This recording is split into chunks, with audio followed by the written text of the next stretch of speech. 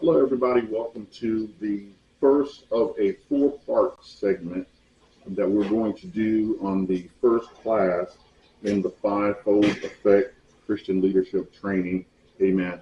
We're going to talk about church leadership today. So we're going to sort of go backwards to go forward. Want to make sure that we all have a clear understanding of what church leadership looks like. And I'm talking about churches in particular, but it can be applied to your faith-based nonprofits, your parachurch organizations, and whatsoever as well. So today we're just going to deep dive, and y'all bear with me because this particular lesson is one lesson. There's a transcript for the entire four-part class that's going to be made available in the days to come, so that you can go back and look at these notes and compare them to what you have from the class.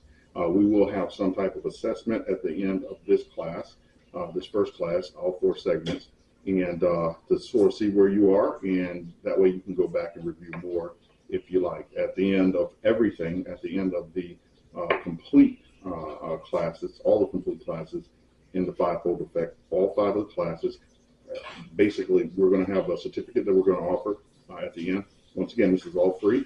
We thank you so much for being a part of what God is doing here. And if you have not, please check on any announcements or everything that we have going forward.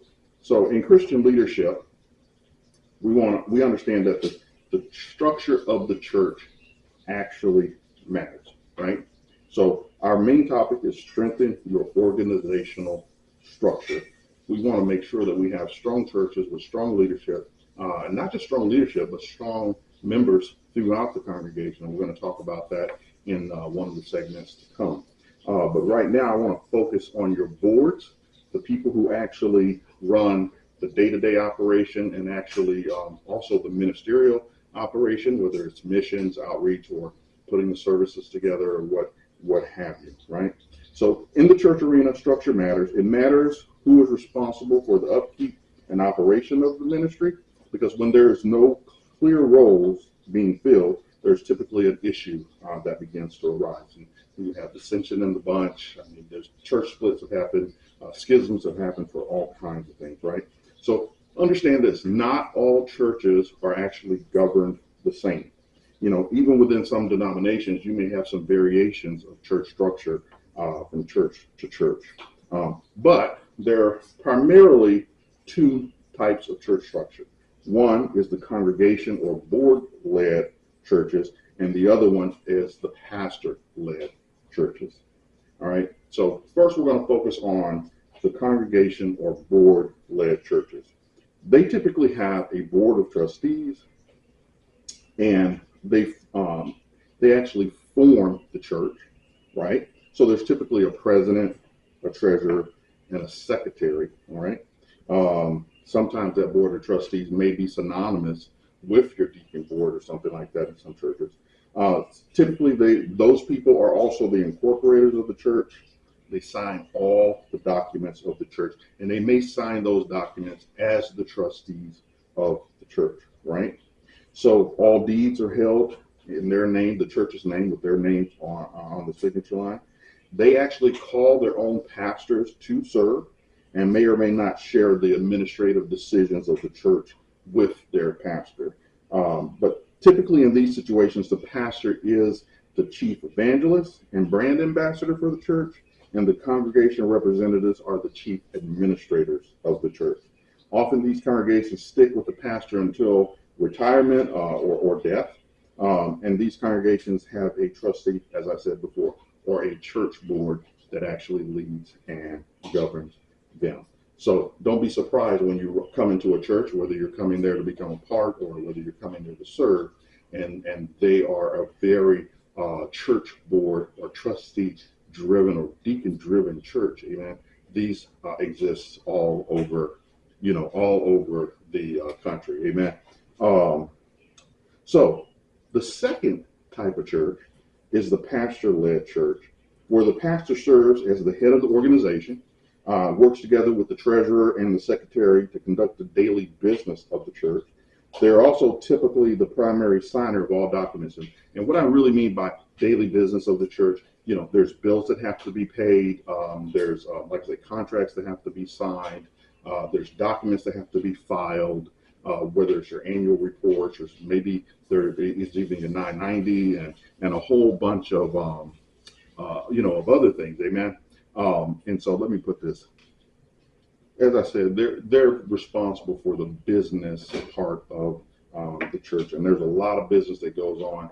Pastors don't just preach on Sunday morning. A lot of times they are doing things throughout the course of the week that directly affect the quality of the service that's coming up. Amen. Because, hey, how many of y'all know if that AC not working, somebody's going to be uncomfortable, and that might be just the excuse they need to go to church down the street. Amen. One time I was serving in the church, and they had a infestation of some kind of local bug, and that bug lived around the rim of every window in that church. And one of the things that I had to convince the church board to do, because this was a congregational led church, was to hire an exterminator to get rid of all the bugs around the window. It was a simple problem to solve. And once we solved that, things really started to change around there. All right, so they're also, like I said, the pastors are also typically the primary signer on all documents in this type of structure. In this structure, the organization typically does not exist without a pastor, right? And, and in emergency situations, a deacon will come up and serve if they have deacons, or they may just have a lay member come up and serve while they're in between pastors. Some denominations have what they call a appointment system, where it's called itinerancy, where the bishop somewhere else in the board of superintendents will make the decision on who serves where, at least give the opportunities for churches to select from one, maybe two or three candidates so that they can help them make a decision. But the bishop ultimately signs off on who serves where. So, but in a pastoral driven type of situation, the church typically does not exist without a pastor. So you'll see a pastor sometimes come in and take over a church. Name may change. They may file new documents. They may change the name on the existing documents. They may shut that church down and start a whole new church. But pastor-driven churches, they are responsible for whatever happens both corporately and from a worship standpoint. So a church may see a rebirth or a takeover from the original church. These churches typically have a leadership team or a general advisory board to help the pastor fulfill the day-to-day operations of the church. They may also have an operational team that would focus on the ministry or the outreach of the church. And your operational team may also include your ministers who serve with the pastor, may also include paid or voluntary staff on the ops teams. All of this is meant to support the mission of the church. Amen. And there also, sometimes there's a split. Sometimes the staff, the people you pay, like the people who take care of the custodial needs of the church, or the people who take care of the front office of the church, they answer all the phone calls and everything. They may go with the pastor to meet with the church leadership team, which is basically the members of the church that actually have opted to serve on basically the church board or leadership team to help, or advisory team to help guide the pastor, right?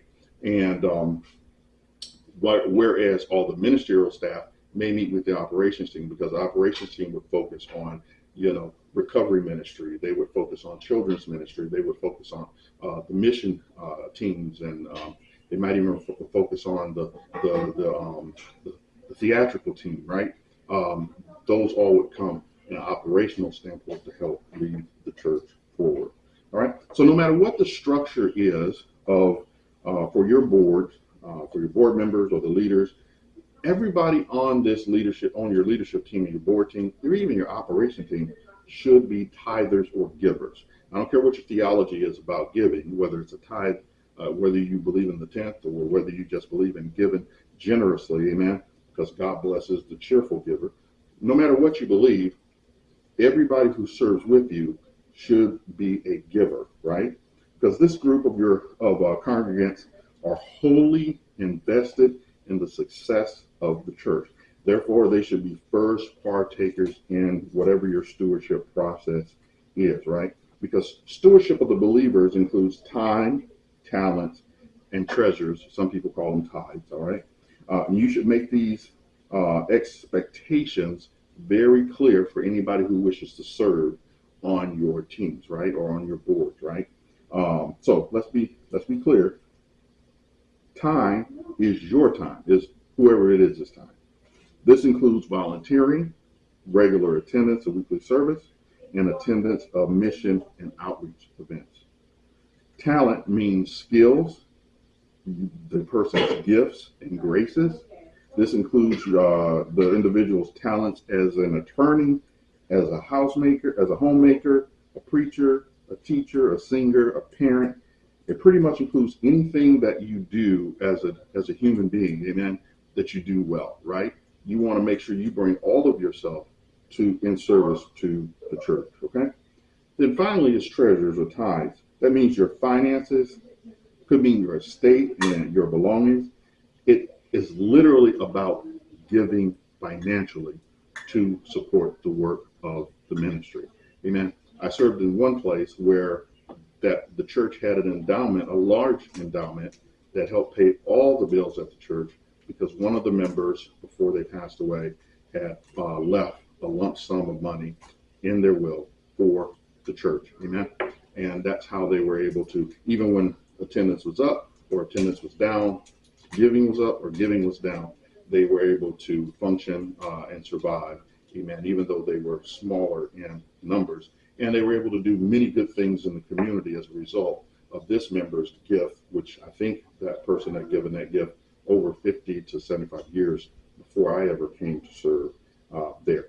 But so this is the typical structure of church leadership. It's something that you just want to absorb and want to think about. I often challenge pastors to look at what's going on in their congregation now, in their leadership now. If they have issues, typically if you have issues with someone in leadership, amen, that person may be falling out of covenant, and maybe it's time to reinforce the areas where they should be fully committed to the work of the ministry.